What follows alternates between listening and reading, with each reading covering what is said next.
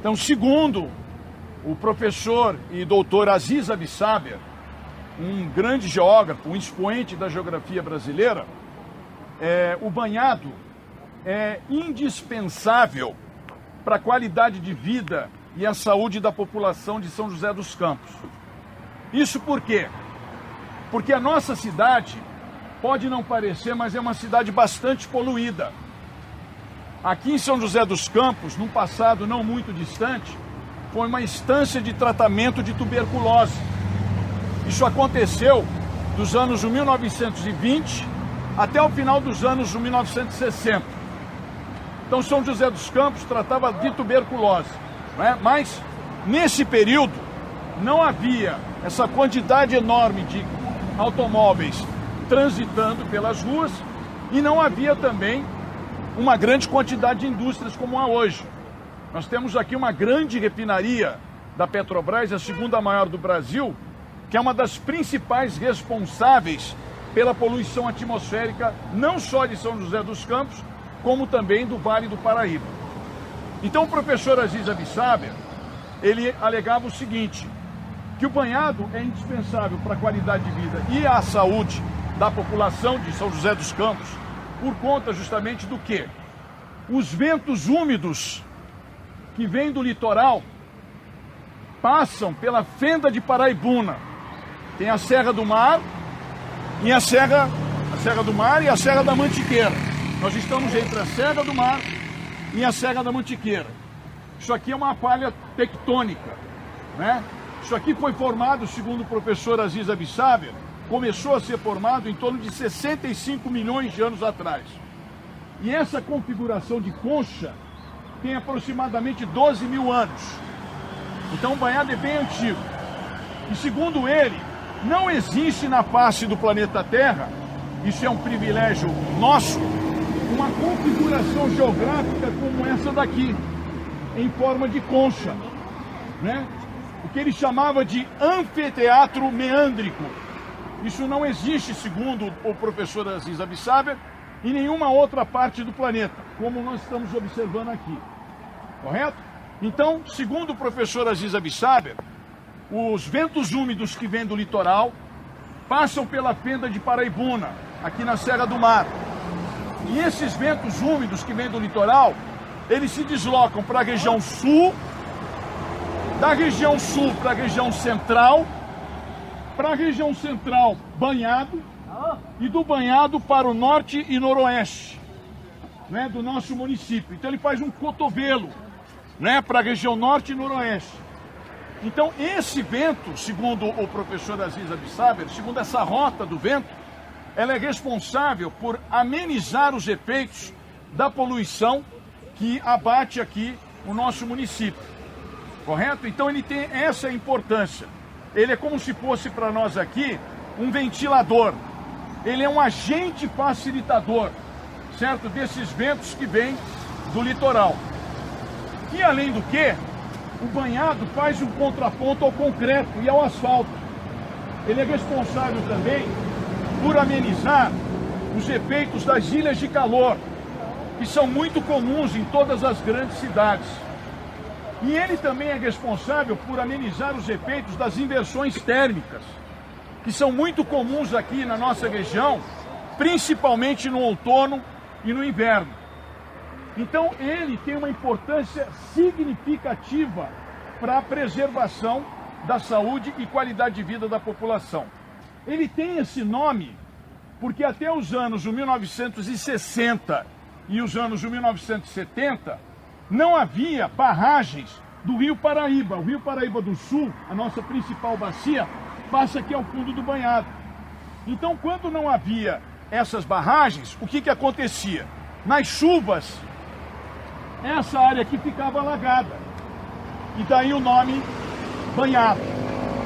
E segundo o mesmo professor Aziz Abissaber, um dia, segundo estudos do professor Aziz Abissaber, isso aqui foi um grande lago. Porque a constituição geomorfológica dele é constituída de areia, é constituída de argila e turfa. Então, segundo o professor Aziz Abissaber, um dia isso aqui foi um grande lago. E banhado banhado, gente, é um fragmento da várzea. A várzea, ela se estende de Jacareí até Cruzeiro, dá aproximadamente uns 400 quilômetros. Portanto, o que nós estamos observando aqui é extremamente poético. Nosso bom dia a todos que nos acompanham no Notícias Comentadas do podcast Mesa de Debates de Tudo Um Pouco.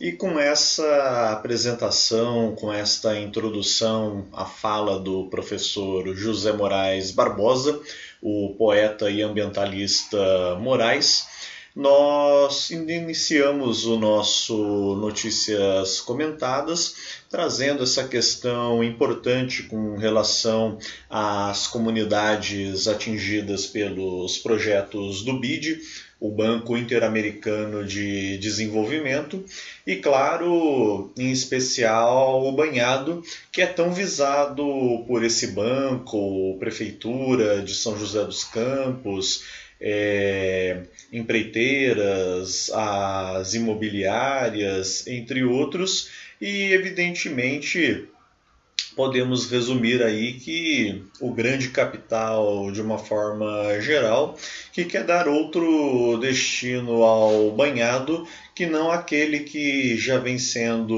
usado e que, antes de tudo, é o que vai garantir a preservação do mesmo. Então temos, evidentemente, essa preocupação e, claro, a defesa do banhado, antes de tudo, e da comunidade local, que já garantem a sobrevivência tanto de si própria quanto da própria fauna e flora local.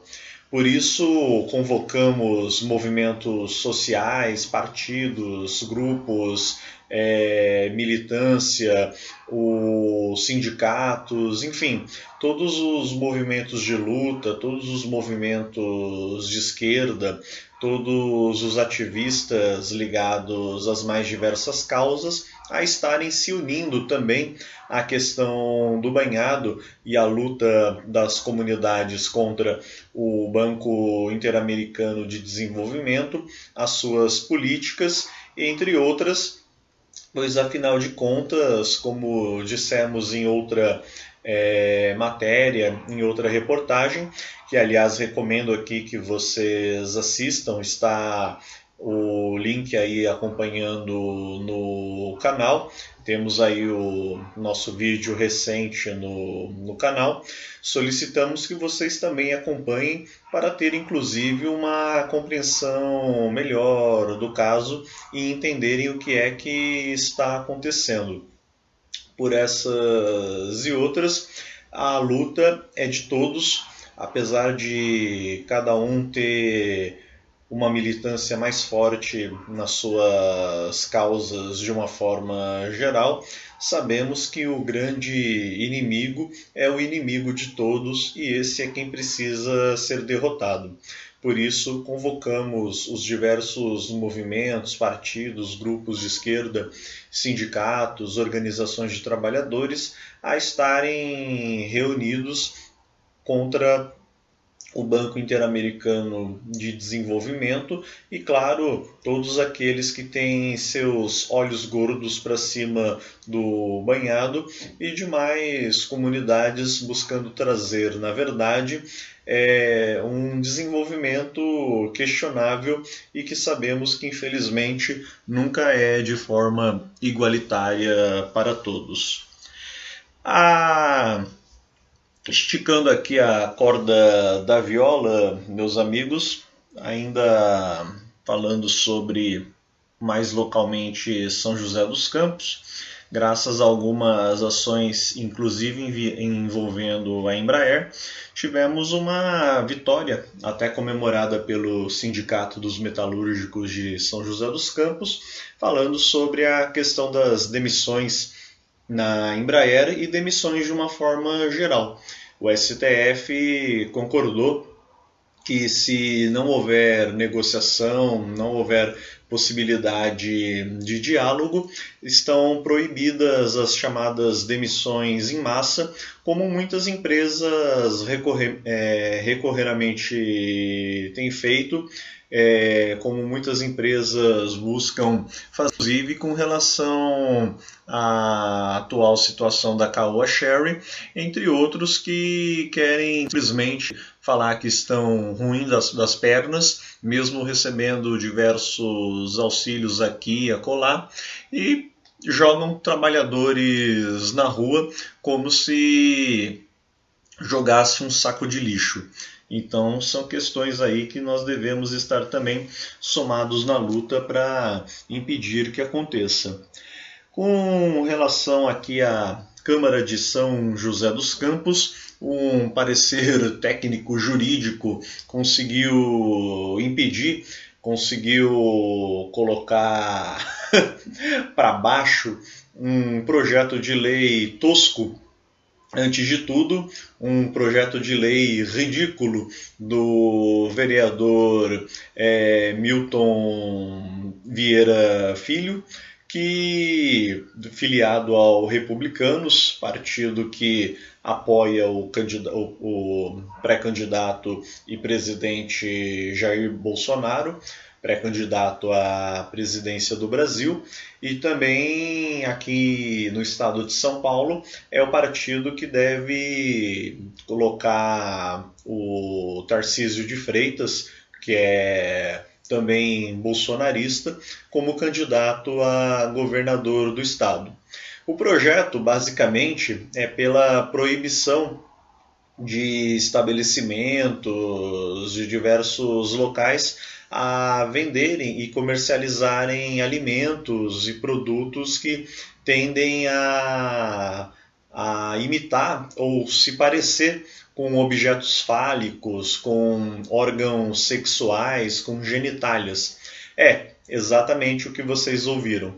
Alimentos que pareçam, lembrem ou simulem vaginas, ânus, pênis, entre outras coisas, estariam proibidos de serem comercializados, até no intuito de não incentivarem crianças a sexualidade exacerbada ou, no caso, até mesmo a homossexualidade, entre outros. Claro que o projeto em si não fala exatamente desse jeito, nós sabemos disso, mas em linhas gerais é o que eles estão basicamente querendo apontar.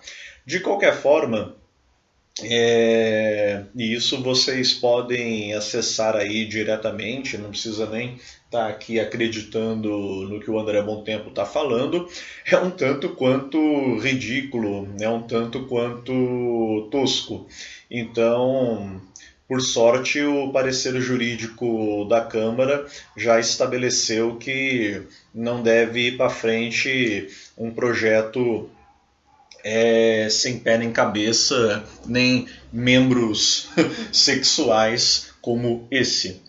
E tocando aqui então o barco, minha gente, saindo um pouco da nossa região de São José dos Campos, indo para o grande Brasil varonil, mais especialmente na Amazônia, tivemos aí o sumiço, o desaparecimento do jornalista Dom Phillips e também do indigenista, ambientalista Bruno Pereira, eles que desapareceram aqui na região já fazem aí 5 dias e até o momento não se sabe nada dele. Alguns grupos de investigação locais e também levados até a região para descobrirem algo, nada encontraram. Então fica a grande preocupação, pois sabemos que vivemos tempos em que lutar pelo meio ambiente, lutar pelas causas indígenas tem sido bastante complicado. E num momento em que setores reacionários, setores bolsonaristas e setores ligados ao agronegócio, ligados ao tráfico de madeira, pedras preciosas e também outras riquezas naturais da Amazônia, estão cada vez mais se fortalecendo e tentando eliminar todos os seus inimigos, todos aqueles que buscam oferecer algum tipo de resistência às suas práticas criminosas. E, justamente por falar em crime, é que não é surpresa, embora não deixe de ser triste, mas também não deixa de ser surpresa a possibilidade, porque aqui não estamos afirmando nada, mas não deixa de ser surpresa a possibilidade de que eles tenham sido sequestrados ou mesmo mortos pelos grupos que atuam de forma criminosa nessa região.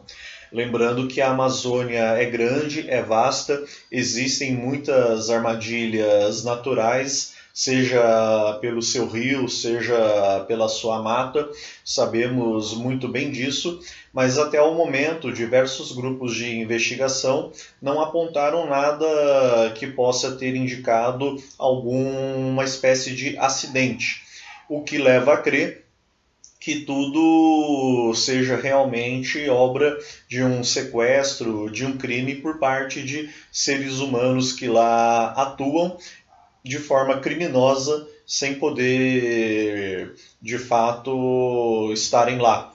E reforça, infelizmente, mais um quadro de sangue na Amazônia, que infelizmente só vem mostrando, como diz o próprio jornal The Guardian, isso não são nem palavras aqui do Mesa de Debates, e sim do jornal internacional The Guardian, que, abre aspas, Brasil é perigoso para defensores do meio ambiente, fecha aspas. Exatamente isso que vocês ouviram.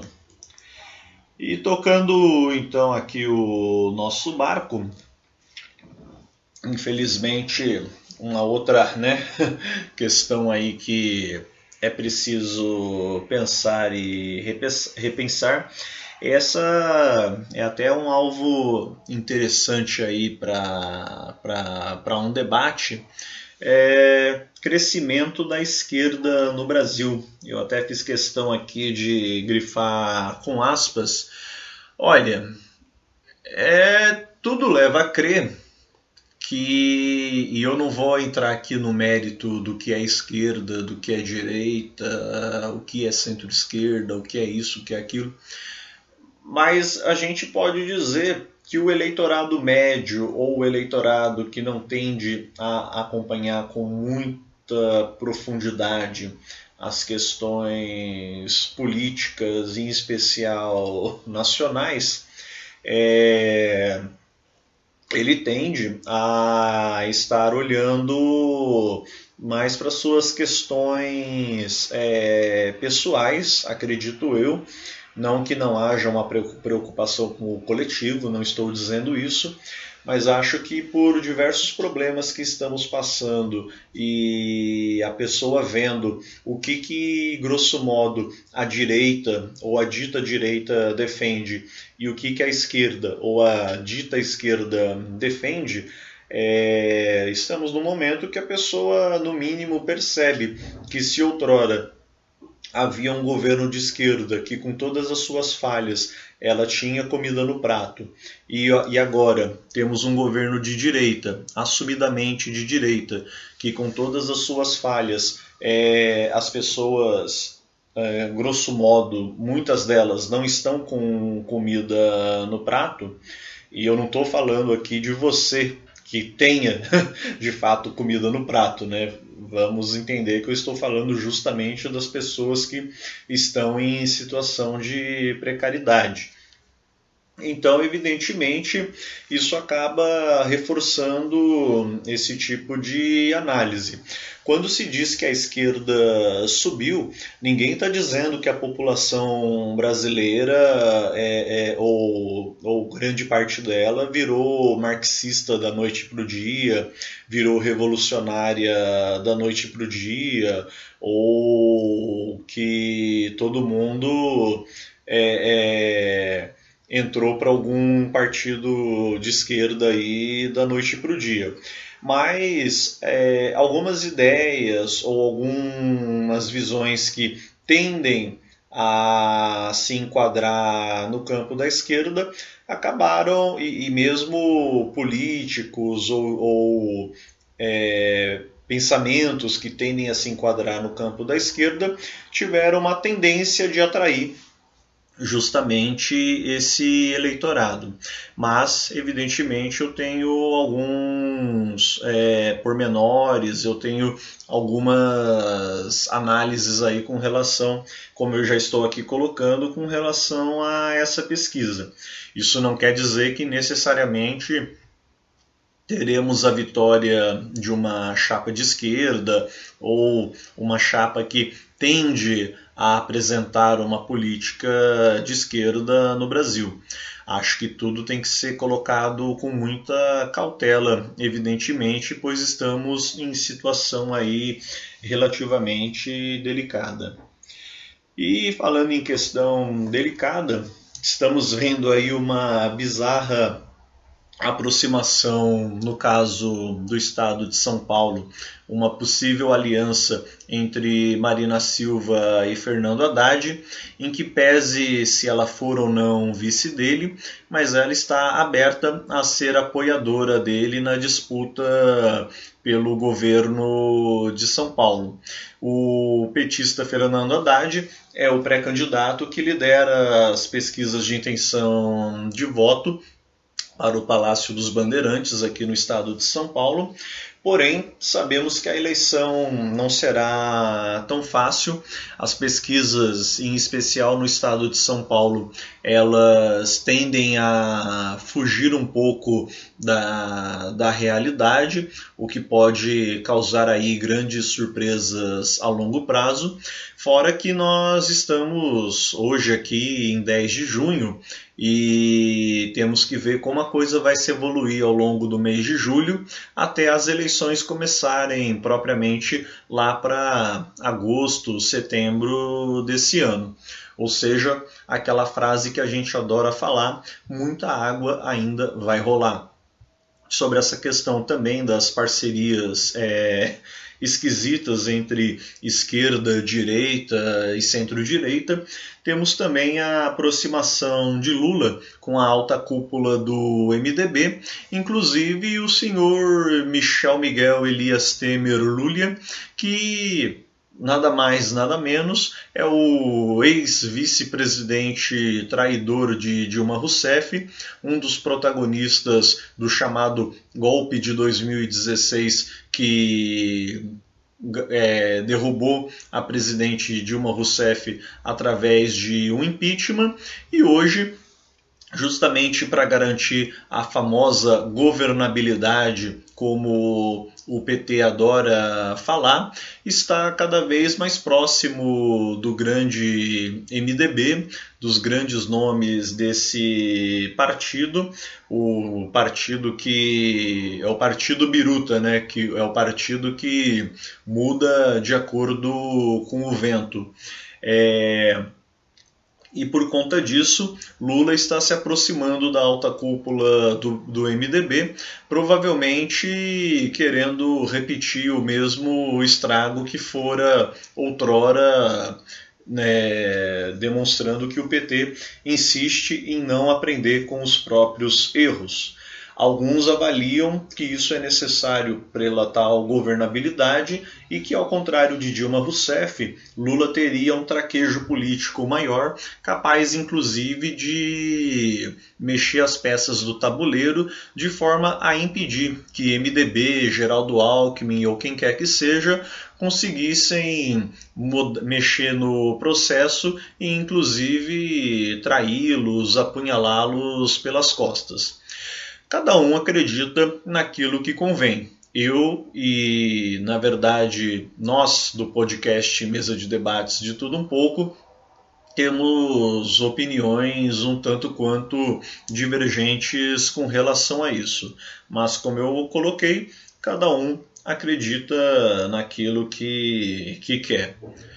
Ainda sobre o Temer, uma questão interessante e curiosa é que parte dos empresários, jornalistas e políticos brasileiros têm se questionado da possibilidade do próprio Temer voltar aí à política, tentar disputar uma eleição, e já que a terceira via não decola, já que o terceiro colocado está com 7%, muito abaixo dos candidatos da primeira e segunda via, então temos evidentemente que considerar que a terceira via até o momento, e se essa realidade não se alterar ao longo das eleições, a terceira via no Brasil para presidente morreu. Justamente por conta disso, alguns gostariam que Temer fosse essa alternativa. Eu acredito que isso não modificaria em absolutamente nada. Mesmo que Michel Temer fosse o candidato do MDB ou de qualquer partido que fosse, ou a terceira via fizesse um conglomerado de apoiadores do MDB a uma possível candidatura de Michel Temer, eu acredito que isso continuaria sendo extremamente irrelevante. Mas, como já disse outrora, cada um acredita naquilo que lhe convém. Falando em acreditar no que lhe convém, agora deixa eu até beber uma água aqui porque vai exigir um pouquinho de blá blá blá nosso.